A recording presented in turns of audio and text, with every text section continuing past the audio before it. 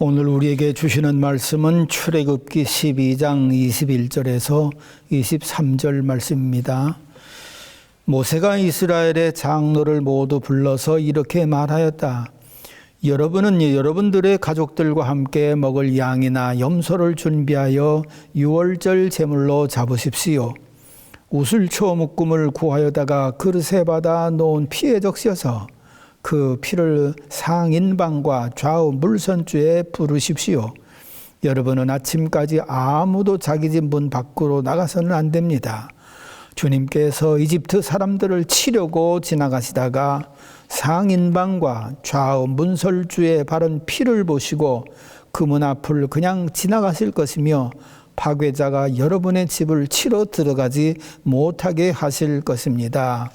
아멘. 서울에서 은행용자를 받아 작은 사업을 하던 한 사람이 6.25 전쟁 소식을 듣고는 피난 갈 것을 준비를 합니다.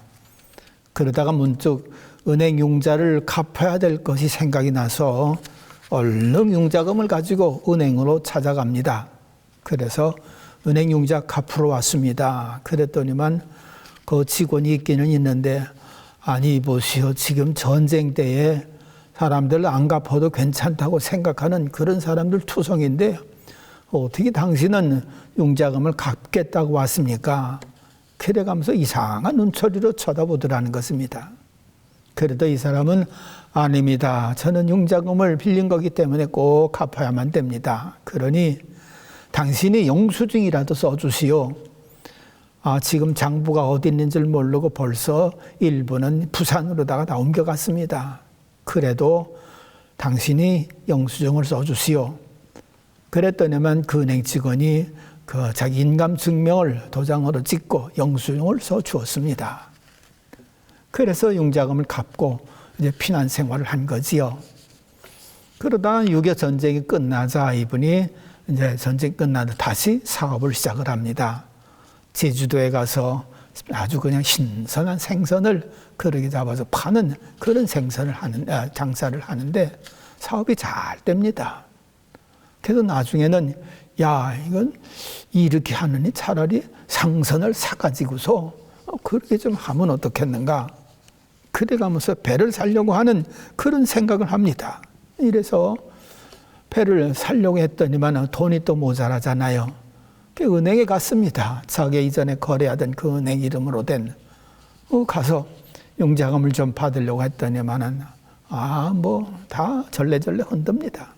그래서 거절당하고 나오다가 생각하기를 내가 전에 융자금 갚은 거 상태가 지금 어떻게 됐나 그것 좀 알아봐야 되겠다. 그래서 다시 은행에 들어가서 이거 내가 갚았는데 한번 좀 처리됐나 알아보시오. 그랬더니만은 은행 직원이 깜짝 놀라면서 아니 그러지 않아도 전쟁 중에 그렇게 융자금 갚은 사람이 있다는 얘기가 은행에 이렇게 참 이렇게 떠돌아다니는데 그렇게 정직한 사람이 있었는데 그게 바로 당신이군요. 그래가면서 그냥 깜짝 놀라면서 은행장한테 데리고 가더니 바로 이 사람이 그 정직한 사람입니다. 그랬더니 은행장이 벌써 은행에서 벌써 다 돌았기 때문에 하나 물어보지 않고 융자금을 그대로 다 빌려줬어요. 그래서 그 사업도 잘하고 성장을 했는데 이분이 생각하기를 또 한국에 유리가 이제 계속해서 많이 쓰일 걸 생각하고 유리 공장 지을 생각을 합니다. 그래가지고 영국에 가서 그 기술자들을 만나서 그것을 다 그렇게 해가지고 또 융자를 받아가지고 와서 한국 군산에다가 이 판유리 공장을 세웁니다. 예전에 저도 그 목회자님들하고 같이 여럿이 어울려서 그 한국 판유리 공업주식회사 그 공장을 가서 견학을 한 일이 있었는데 들어가면은 그 현관 앞에 하나님의 영광을 위하라고 하는 큰 글자, 창업자의 공장 설립 이념이 거기 그렇게 쫙 찍혀져 있는 것을 봅니다. 그러니까 이분은 믿음 생활도 아주 잘하는 사람입니다.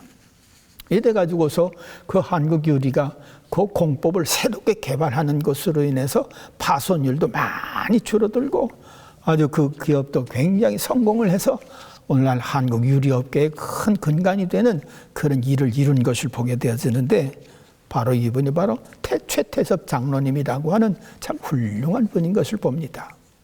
그러니까 그분의 기억 속에서는 이 은행융자 갚아야 된다, 정직하게 해야 된다, 그런 것들이 다 기억이 돼가지고서 그 일을 계속 추진해 나가다 보니까는 뭐 하나님께서 그렇게 복을 받아가지고 그런 큰 사업을 아주 종교계에서 참 훌륭한 존경받는 그런 사람으로 지금 역사에 남아있는 것을 봅니다. 여러분, 정말 우리가 살아가는데 기억이라고 하는 것은 굉장한 영향력을 끼칩니다. 여러분, 기억 안 하고 살 수 있습니까? 기억해야만 됩니다. 그러나 기억해야 되는데 좋은 기억도 있고 나쁜 기억도 있습니다. 자, 나쁜 기억은요, 그저 내가 이거 돈 줄 테니까 이 나쁜 기억 좀 사가라, 그렇게 해도 나쁜 기억은 사가는 사람이 하나도 없습니다. 얼마나 나쁜 기억들이 많습니까? 그래, 그 트라우마라고 하는 이것 때문에 사람의 인생이 때로는 망가지는 그런 시간을 당하지도 않습니까? 상처받은 기업이라든지 절망적에 속한 실패한 그런 기억이라든지 배신당한 그런 기억이라든지 참이 좋지 못한 기억들은 우리 삶을 피폐하게 만듭니다. 그러나 반대로 좋은 기억은 할수록 참 귀한 것입니다. 여러분, 지식도 좋은 지식을 기억해 놓으면요, 이게 엄청난 효과를 가져오는데, 여러분 잘 알잖아요. 세계적인 투자가 워렌 버핏, 이 사람이 기억 속에 들어가 있는 지식은 얼마나 놀랍고 귀한지. 이 사람하고 한 끼 식사 대접을 하겠다고, 그리고 이게 너무 많아가지고서 이렇게 이렇게 입찰을 하는데, 2022년도에는 한 끼 식사 이 사람하고 같이 얘기하면서 그식 얻고 듣고자 하는데 무려 $1,900만, 어마어마한 금액입니다. 그 사람의 기억 속에 있는 지식, 경험, 이런 것들 몇 마디 식사하면서 나누는 게 그렇게 큰 효과를 가져오기 때문에 너도 나도 한다고 하니까 이게 자꾸만 올라가 가지고서 이 $1,900만, 상상 못할 그런 그 엄청난 금액으로다가 그게 낙찰된 그런 것을 볼 수가 있는 거지요. 이제 며칠 있으면 우리 한국의 추석 명절이라고 하는 참 좋은 계절이 돌아옵니다. 뭐 추석 때문은 지금 우리는 미국에 있기 때문에 그런 분위기를 잘 느끼지를 못하지만, 저희가 어렸을 때 추석 때문은요, 그때는 참 기대하는 것도 많고 기쁜 일도 많았어요. 모처럼 떡을 먹지요. 모처럼 아주 고기를 먹지요. 처음 나온 그 과일들을 먹지요. 집안 여러 어른들이 또 한 자리에 모여가지고서 그렇게 잔치를 하는 그런 경우도 있는데, 그때는요, 또래되는 그런 정말 어떻게 돼, 사촌이나 육촌이나 그런 그 형제들이 다 옵니다. 그러면 그들하고 같이 자치기도 하고 윷놀이도 하고 딱지치기도 하고 참 아주 재미있고 즐겁게 그렇게 논 적이 있었던 것을 기억을 하는데, 아마 한국에서는 지금도 추석절에 이렇게 차량 오고 가는 것 보니까는 참 즐거움과 기쁨을 많이 나누는 것 같습니다. 그런데 성경은 정말로 기쁘고 즐거워할 수 있는 기억될 만한 그런 절기가 있습니다. 유대인들은 그 세 가지 절기를 크게 지키는데, 유월절하고 오순절하고 장막절, 이 세 절기를 그렇게 아주 기쁘게 기억하면서 기념하면서 지킵니다. 오늘 성경에도 이 날을 기념하라, 유월절을 기념하라, 그래가면서 유월절 기억하고 기념을 계속하라는 것입니다. 잘 알지 않습니까? 출애굽기에 나오는 이 유월절, 이스라엘 백성들이 430년 동안 애굽에서 머물러 살면서 나중에는요, 요셉을 아는 사람이 왕 되었을 땐 그런 대로 잘 살았는데, 요셉을 알지 못하는 사람이 왕이 되다 보니까는 이거 이렇게 돌아보니까 이스라엘 백성들 이게 막 그냥 숫자가 엄청나게 많아지거든요. 그러니 이게 은근히 겁이 났던 모양입니다. 저렇게 나중에 숫자 많아져가지고 대들면 우리가 큰일 나겠다. 그러게 싶었던지 좌우지간에 이때서부터 이스라엘 백성들을 괴롭히기 시작을 합니다. 여자가 남자를 낳거든 무조건 죽여라. 군대 동원해서 또 산부 동원해서 뭐예요? 뭡니까? 아기를 받아내는 그 사람들, 이 사람들을 동원해서 남자아이 낳거든 무조건 죽여라. 기가 막힙니다. 그런가 하면은요, 남자들의 기운을 빼느라고요, 성삿기를 하는데 이 도성을 쌌습니다. 도상을 쌌는데 이 국고를 그냥 많이 그렇게 저장해낼 그런 창고 같은 어마어마한 그런 건물을 짓게 만들었는데 여기에 이스라엘 백성들 남자들을 다 동원합니다. 그래가지고 아침부터 저녁 늦게까지 벽돌 만들어가지고 쌓고 벽돌 찍고 쌓고 그 비돔성과 그 다음에 라암셋성 이걸 쌓는데 이거 순전히 노동으로 다 하니 이스라엘 그 남자들이 얼마나 고단하겠어요.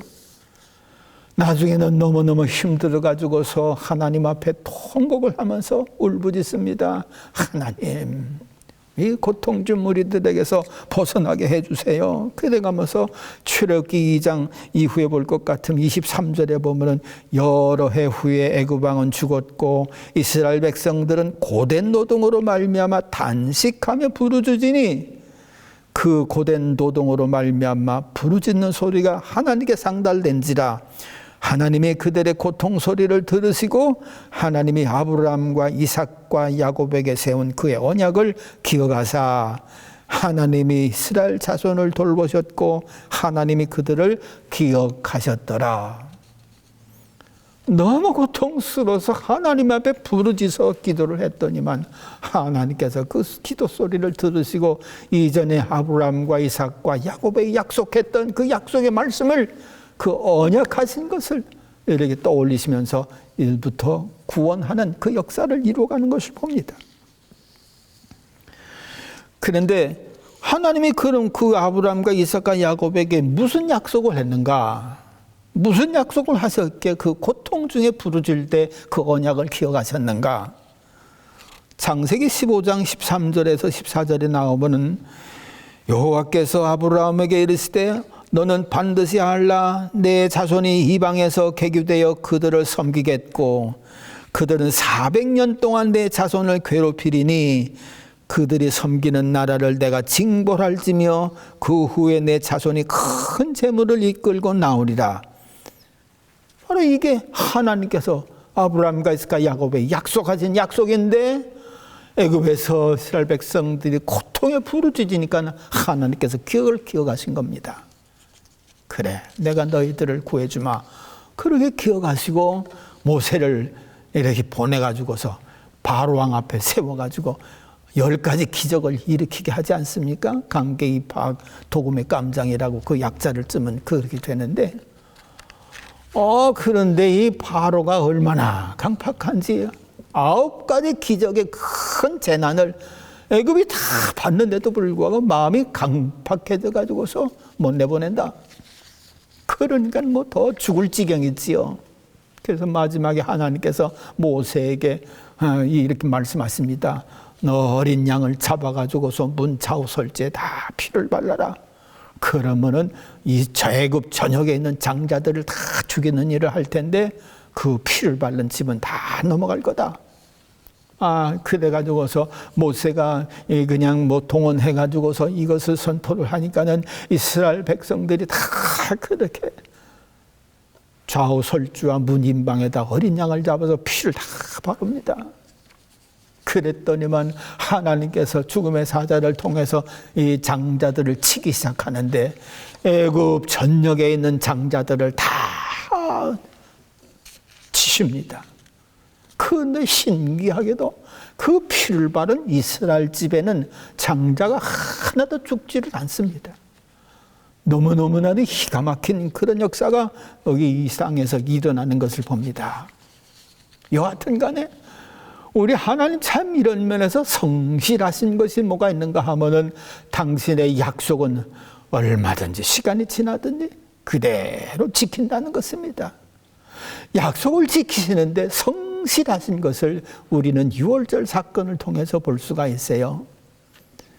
우리 사람들은 약속들을 얼마나 많이 합니까? 뭐 아주 그냥 껍벅 죽어날 것처럼 그렇게 약속 단단히 하고서도요, 나중에 때가 되면은 형편이 안 되는데 어떻게 하겠나. 그래가면서 언약 왜곡하고 지키지 않고 그래가지고 사람 괴롭힘 당하는 일들이 얼마나 많은지요.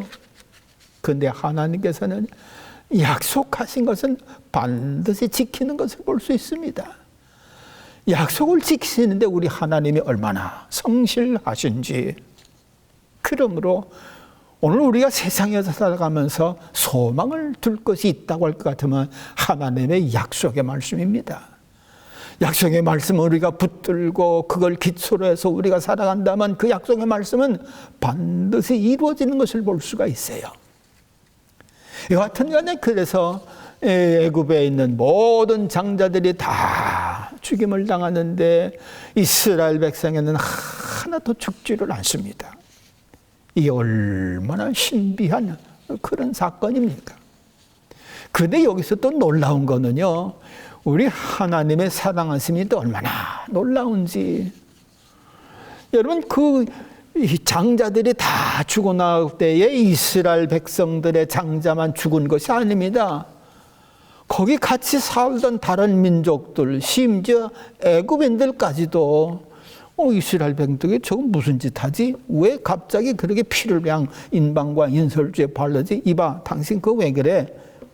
가만히 있어 보려면 우리 하나님께서 이거 칠한 집에는 장자를 안 죽이고 칠하지 않은 데는 모조리 다 죽인데 아마 이런 것들이 다 돌았을 거예요. 근데 애굽인이라도 다른 민족이라도 하나님이 이렇게 하신다고 하는 것을 믿고 자기들도 문양설주와 인방의 피를 바르는 그런 이민족과 유대인들은 이스라엘 백성들은 그 장자들이 살았어요. 이래가지고 여기 성경 말씀해 볼 것 같으면은 출애굽기 12장 38절에 의하면은 수많은 잡족과 양과 소와 심히 많은 가족이 그들과 함께 하다. 이 말씀을 볼 것 같으면은 수많은 잡족과 출애굽할 때에 하나님 이제 그 백성들이 다 나오거든요. 그럴 때 여기 수많은 잡족들도 같이 나왔다는 것입니다. 그러면 수많은 잡족들은 어떻게 된 겁니까? 그들의 장자는 죽지 않았다는 얘기지요. 그러니까 이스라엘 백성 따라 나온 겁니다. 또 민수기 11장 4절에 볼 것 같으면은 그들 중에 섞여 사는 다른 인종들이 탐욕을 품으며 출애굽한 그런 백성들 가운데는 여기 이방인들도 이렇게 들어있더라 그런 얘기입니다. 그 어떻게 이방인들이 같이 나왔을까? 그건 출애굽할 때에 이 사람들도 이스라엘 백성들이 이 양의 피를 잡아가지고서 팔았더니만 다 살아는 것을 보고 자기들도 그렇게 해야 되겠다. 자기들도 믿고서 그렇게 했더니만 역시 자기들의 장자도 죽지 않으니까 나올 때 같이 나온 것이라고 볼 수 있습니다. 애굽 사람들도 그렇습니다. 아니 애굽 사람들이 어떻게 그렇게 장자가 죽는 데 따라 나왔나? 이거 보면은 애굽 사람들도 장자가 죽지 않은 그런 애굽인들이 있었다는 것입니다. 어디서 알 수가 있느냐? 모세가 출애굽하고 광야에서 이 백성들 이끌 때 산에 올라가서 오랫동안 내려오지 않은 때가 있지 않습니까? 그랬더니 이 백성들이 산 아래서 모세가 어떻게 됐는지를 모르니까 우리가 우리 신을 만들자 그래가지고서 금송아지를 만들지 않았어요? 근데 그 금송아지 근원이 어디서 나왔느냐? 애굽인의 신앙 가운데 송아지를 믿는, 황소신을 믿고 암소신을 믿는 그런 신앙이 있었습니다. 그래서 황소신 아파스하고 암소의 신 하도르를 애굽 백성들은 그렇게 믿었거든요. 그러니까는 이거 어떻게 됐는지 모르겠다. 우리가 믿었던 신은 소신은 그거 그렇게 우리 믿자. 그래가지고서 금송아지를 만든 이유가 거기에서 나오지 않았느냐 그런 얘기지요. 그게 놀랍게도 하나님의 약속의 말씀을 따라서 문차오설주와 문인방의 양의 피를 그런 가정들은 애굽인이든 잡족들이든 그 집에서는 장자들이 다 안 죽었다 그런 얘기지. 괜찮습니까? 하나님의 약속의 말씀은 너무너무나도 능력이 있고 희귀한 신령한 그런 약속의 말씀인 것을 보게 되어지는 것입니다. 여러분도 그뿐만 아닙니다. 이스라엘 백성들이 다 선한 백성들만 있었겠습니까? 한때 모세가 바깥에 나와서 이스라엘 동족들 고생하는 것 바라보니까는 저희 애굽 관리가 그냥 막 이리 치고 저리 치고 고통을 주니까는 모세가 애굽 관리를 쳐서 죽여서 모래 묻지 않습니까? 그리고 그 다음날 이 백성들이 어떻게 사나 하고 또 봤더니 이젠 동족끼리 싸워요. 동족끼리 싸우니까 모세가 애굽 사람들한테 고통받는 것도 힘든데 왜 동족들끼리 싸우냐? 싸우지 마시오. 이랬더니만 이 동족들이요, 어제는 애굽인을 쳐 죽이더니만은 오늘은 네가 재판장이 돼가지고서 우리를 죽이려고 하느냐? 이러니까는요, 모세가 애굽 관리 죽인 게 탈로 났다고 그래서 거기서 미디안으로 도망가지 않아요? 여러분 이것 보면은요, 그 이스라엘 백성들 동족 중에도 서로 미워하고 다투고 악하고 선한 행세 아니하고 그런 사람들이 있었던 것을 보게 되어집니다. 그렇다고 하면 그 같으면 하나님께서는 이 죽음의 사자를 보내서 장자들을 치할 때에 피 바른 그런 이스라엘 백성들의 집은 치지 않았거든요. 그렇다고 그 가족들 속에 선한 사람들만 있었느냐? 선악의 기준이 아니고 옳고 그름의 기준이 아니고 믿음의 기준이었더라 그런 얘기지요. 피를 발랐느냐? 하나님의 약속의 말씀 믿고 피를 발랐느냐? 안 발랐느냐? 요것이 조건이 돼가지고서 바른 집은 모조리 다 장자가 죽지 않았고요. 바르지 않은 사람들은 왕이라도 갑부라도 애굽의 어떤 그런 천하 없는 그런 귀인이라도 그 집에서는 장자들이 다 죽어나갔더라 그런 얘기지요. 그런 놀라운 하나님의 사랑의 역사, 언약의 역사, 성실함의 역사가 이 유월절 양의 피를 바른 그런 유월절 이 일을 통해서 우리가 깨달아 알 수가 있는 거지요. 이러므로 하나님의 약속의 말씀은 늘 성실하십니다. 하나님의 언약은 몇백 년이 지나도 그대로 이루어지는 것을 볼 수가 있는 거지요. 이러므로 오늘날 우리가 삶의 기준, 삶의 가치를 어디다 두고 사는 것이 든든하고 괜찮을까 생각한다면 하나님의 약속의 말씀, 언약의 말씀, 이걸 우리가 믿음의 기초를 가지고 살아갈 때 우리의 삶은 든든해질 수 있다고 성경은 증거를 하고 있는 것입니다. 여러분 근데 보세요. 하나님의 어린 양, 이 어린 양이 누굽니까? 신약에 와서 어린 양은 예수 그리스도를 얘기합니다. 세례 요한이 지나가는 예수님을 보고 보라 하나님의 어린 양이로다. 그래가면서 예수님을 하나님의 어린 양이라고 그렇게 하지 않았어요? 그러니까 하나님의 어린 양 만백성을 위해서 십자가에 죽으실 그 예수 그리스도가 하나님의 어린 양이시더라 그런 얘기입니다.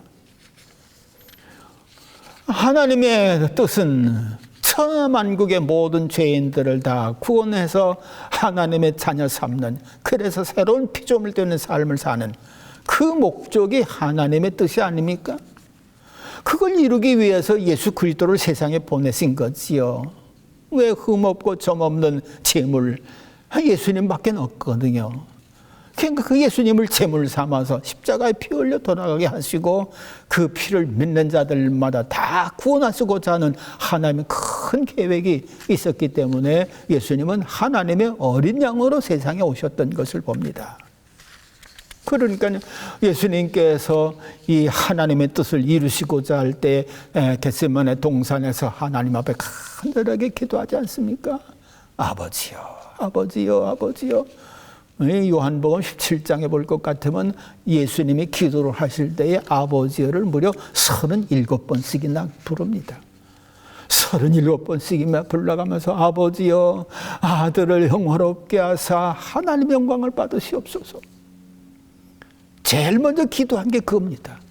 하나님의 영광은 하나님의 뜻을 이루시는 것인데 하나님의 뜻은 모든 죄인들의 죄를 사해 주시고 의롭다 인정받아 하나님 자녀 만드는, 하나님 백성 만드는, 여기 하나님의 근본 뜻이 있으시거든요. 근데 이 뜻을 이루기 위해서는 누군가 어린 양 돼야 될 텐데 예수님이 어린 양이 되셔서 내가 저들의 죄를 대신해서 피 흘려 십자가에 대신 죽겠습니다. 그래서 예수님 십자가에 달려 돌아갔을 때 다 이루었다. 하나님의 뜻을 다 이뤘다는 거죠. 이제 누구든지 믿기만 하면은 구원받고 하나님의 자녀되는 길이 열린다. 하나님의 뜻하신 바가 이루어졌기 때문에 다 이뤘다. 그렇게 말씀하신 거지요. 그런데 보세요. 예수님이 십자가를 지실 때는요, 선한 사람들만 살리려고 지셨나요? 거기에는 악한 사람을 살리려고도 지셨고요. 마음은 혼이로되 원하는 바 선은 행치 못하고 원치 않는 바 악을 행하는도다. 이렇게 어쩔 수 없이 악을 저지른 그런 죄인들을 위해서도 십자가에 피 흘려 죽으셨고요. 살인자요, 거짓 증거자요, 참 말로 할 수 없는 그런 죄를 지은 그 사람들의 죄를 대신해서도 예수님은 십자가를 지셨더라, 그런 말씀입니다. 그렇기 때문에 예수를 믿는 사람들은 예수님이 피 흘려 돌아가신 십자가, 그것이 바로 나의 죄를 대신해서 죽으셨다라고 하는 구원의 십자가를 믿는다는 그런 사람들은 어떤 사람들까지 살아갔느냐? 성경 이렇게 살펴보니까요, 삭개오는 사회적인 죄인입니다.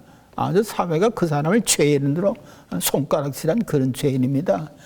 그렇게 사회가 인정한 그런 죄인이라도 예수님 십자가 보혈의 공로를 믿으면은 그 사람도 구원받고요. 여러분, 혈루병 12회 동안이나 혈루병을 앓는 사람, 사회적인 불결한 사람입니다. 이런 사회적인 불결한 사람도 예수 십자가 피의 공로를 믿으면 하나님의 자녀, 어떻게 이런 일이 생깁니까? 또 문둥병자는요, 그 문둥병으로 인해서 아주 그냥 부정한 사람으로다가 낙인 찍힌 사람입니다. 그런데 예수님은 그런 사람을 위해서도 십자가에 피 흘려 죽으셨습니다. 그러니까 그런 사람들도 예수 믿으면 구원받고요. 심지어는요, 십자가 아래서 죄 지은 사람들이 얼마나 많아요. 예수님을 채찍질하고 못 박고 그런 죄인들을 위해서도 십자가를 다 지시고 담당하시는 예수님의 구원의 역사, 예수님의 구원의 역사는 얼마나 성실하고 그 사랑은 참 기가 막힌지. 그런 사람들까지도 다 믿기만 하면은 용서해 주시고 구원해 주시는 하나님의 큰 사랑. 그게 바로 예수 십자가, 하나님의 어린 양이 되신 예수님의 십자가, 그것이더라, 그런 말씀입니다. 이러면 오늘도 하나님께서는 모든 사람들을 이 십자가를 통해서 사랑하시는 일에 부족함이 없으시고 넉넉하십니다. 성실하십니다. 사도 바울은 이 하나님의 사랑을 이렇게 고백을 했습니다. 로마서 8장 38절에서 39절. 나는 확신합니다. 죽음도 삶도 천사들도 권세자들도 현재일도 장래일도 능력도 높음도 깊음도 그 밖에 어떤 피조물도 우리를 우리 주 예수 그리스도 안에 있는 하나님의 사랑에서 끊을 수 없습니다. 기가 막힌 그런 십자가의 사랑, 이 사랑을 믿을 때 우리 속에 소망이 생기고 죄사함 받은 큰 기쁨을 얻게 되고요, 하나님의 언약의 말씀은 분명히 지켜지신다고 하는 이 소망을 우리가 담대하게 갖게 되어질 수 있는 줄로 믿습니다. 이러므로 추석절을 당할 때 유월절 명절을 기억할 수 있기를 바랍니다. 추석절마다 기뻐할 때에 십자가를 또한 기억할 수 있기를 바랍니다. 왜냐하면 거기서 나를 사랑하시는 하나님의 사랑을 확실하게 깨닫고 인정하고 믿을 수가 있게 되어지거든요. 그러므로 이 기쁨을 그 어떤 기쁨보다 더 큰 기쁨으로 우리가 누릴 수가 있게 되어진 줄 믿습니다. 아무쪼록 이 좋은 절기를 맞은 이때에 예수님을 통한 기쁨까지 더불어 맞이할 수 있는 저와 여러분들 될 수 있기를 간절히 바랍니다. 기도하겠습니다. 하나님 아버지, 6월절 죽음의 사자가 넘어가서 죄 가운데 죽을 수밖에 없었던 사람이라도 어린 양의 피로 살려진 그 엄청난 기쁜 일, 이것을 우리가 기념할 수 있는 귀한 시간 갖게 하신 줄 믿사오니 감사를 드립니다. 추석절을 맞아 정말 기뻐하는 수많은 사람들에게 다시 한번 저들도 유월절을 생각할 수 있는 은혜를 베풀어 주시고 예수 십자가를 생각할 수 있는 그 은총을 베풀어 주셔서 그 속에서 큰 기쁨과 큰 평안함을 누려 세상을 이겨나가는 저희들이 될 수 있도록 주님 도와주시옵소서. 모든 것 주님께 의지하옵고 감사드리며 예수님 이름으로 기도하옵나이다. 아멘.